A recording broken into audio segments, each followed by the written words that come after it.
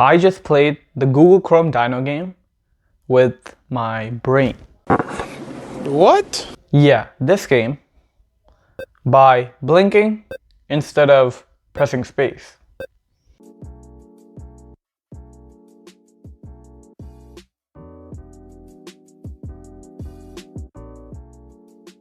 I was able to do this with the help of a brain-computer interface, or a BCI. A BCI basically takes data from your brain and sends it to your computer, which then analyzes the data and performs a task that you program it to do based on any changes on the data. This whole process might be a bit hard to understand, but I'll give you an example for what I did. So I used a BCI which took data from my brain and sent it to my computer. I then programmed the computer using Python, saying if you detect a small spike in the brain data, which is caused by the blink, then press space or input space. So the BCI I used for my project is the OpenBCI Ganglion board. This is actually the board itself.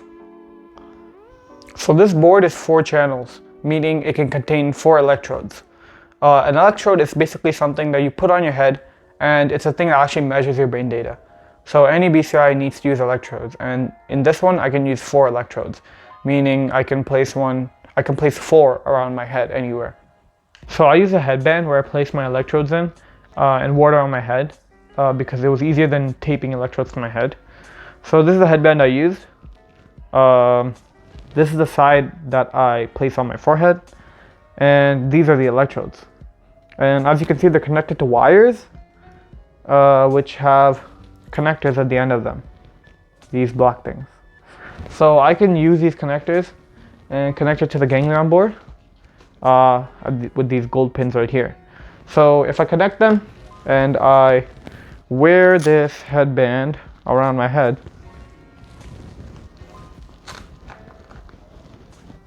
yeah, now I can measure my brain data. It's pretty simple, but what goes on inside the board is very complicated. So then the board takes this data and sends it to my computer. So now I'll show you guys the application, which I can see the data on, and also the coding that I did to tell the computer to press space every time I blinked. So this is the actual application where I can see the data from the OpenBCI. So this is my board, the Ganglion, and it's connected to the computer through a Bluetooth dongle. So I click that. I have to turn on my board. And yeah, found it. So now I click that, start session. And yeah, you see all of this, but once I press data stream, start data stream. So yeah, this is my current data. So as you can see, it's very the waves are very big, and in the UVRMs here are very large. So I need them to be like under 100 and preferably like under 20. But right now they're very high. So to do this, I start an impedance check or impedance check, which basically it shows you the amount of noise which is caused by like muscles or like indirect contact like between your ears and your electrodes, or like between your forehead and the electrode, and it'll show me like how much noise there is. So that means I have to bring them closer into contact, or like I have to make sure there's nothing between the weight of the electrodes and my skin. So my first 2 electrodes are good. These 2 are not good unless I press them, because there's hair in the middle and like they don't have much pressure applied on them. So for this project I didn't use them, but for future projects when I do use them, I'm gonna wear another like headband around it to apply pressure on the sides so that they'll stay in. And the reference is my ears. So if reference usually gets fixed if I press my ears. Yeah, see, now it's a 26. So if it's green light, it's good. If it's red light, that means like it's terrible. Yellow means it's like manageable. But yeah, right now my reference and my first 2 channel 0 and 1, like my first 2 electrodes on my forehead are like don't have much impedance. Yeah, so my impedance is good now. I'm gonna turn off channel 3 and 4 because I'm not using them, and they also have a lot of noise. So you can see my blinks now.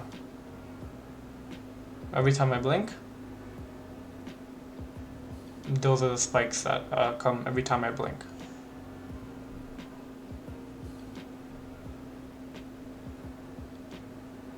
It's just really cool to look at this because like you don't see this often, right?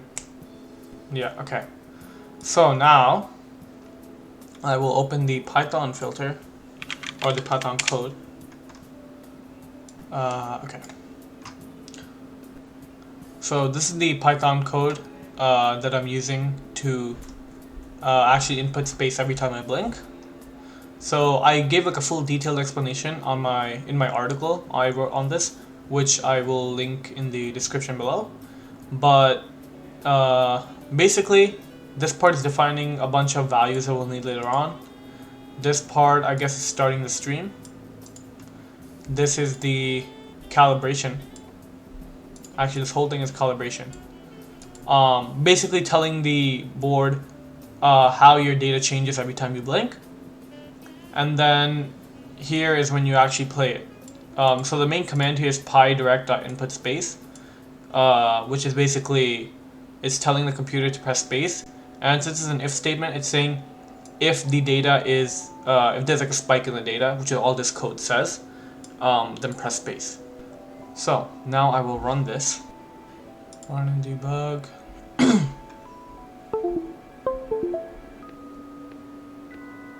Starting calibration. So start blinking, I blink.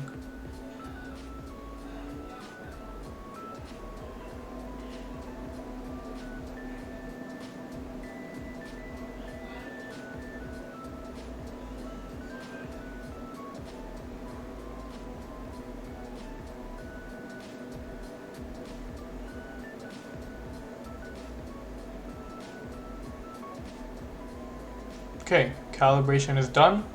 Now I start playing, so I will pull up the game.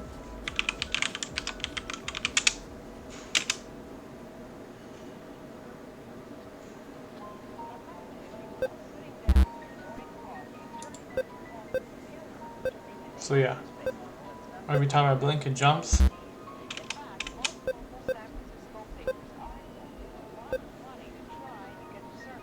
So it's a bit unresponsive at times because there's a lot of noise, right? And also like it can't always detect my brain signals like every time I blink. So sometimes it works like really well, other times it doesn't. Now it's working like okay, like 50-50. But I have a demo where it actually ran like almost perfectly. So I will also link that in the description below. It's also in my article, so if you want to check out my article, you'll find my demo there. But yeah, so this is basically how it works with this program. So yeah, so that's how it works, and yeah, it was really fun doing this. My main problem was actually in the GUI. So before, like it wasn't detecting my blinks instantly. Like there was like a lot of noise and I had to apply a lot of filtering. Like even when I was completely quiet and it was just like still, there was a lot of noise. Like it was on like the 500, 600s, the UVRMs. So that was like a big problem for me. So I had to like fiddle with the headband and like apply a lot of filters. It was very confusing, but I finally got past that and now it seems to be working fine.